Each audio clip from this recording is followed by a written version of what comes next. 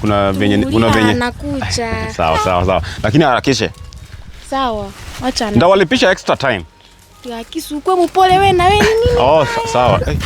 Ndio mimi huyo. Sasa tufike studio. Umekuwa aje? Niko poa. Mimi nimekumiss ni aje. Yenyewe mna match. Sisi. Wewe kaa hapo, kwani unataka kusalimia? Umeniweka hapa mara. Kaa hapa niwapige picha. Tuende kwa photo shoot tupige huko picha. Hapana, mimi nataka kupiga hapo kwa mandisi. Serious niwapige sasa. Na mandisi huko nyuma ionekane. Inaonekana. Ionekane. Bas. Umepata mandisi Unaona vile ziko?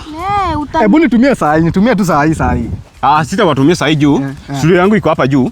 Na lazima niende nikwekwe wifi alafu ndo niwatumie. Sawa. Nunua data bana. Mambo na data. Unajua mimi niko blacklisted kwa jahazi. Check amount ni ngapi? Boya hapa nikutumie hii pesa. Ni 300. Siweke hapo namba yako kwanza nikutumie.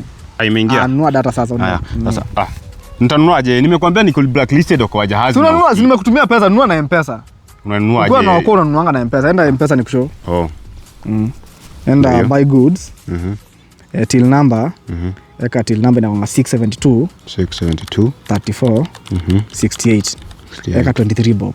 Ukiweka 23 bob hapo unapata 1 GB valid wana. Mama mboga bundles. Kwani imekuja?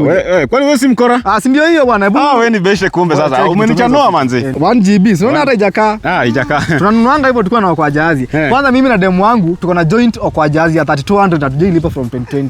Wewe acha maneno mingi wewe. Weka namba nikuwekee hiyo picha haraka. Cheki ni mimi unafaa uniwekee picha.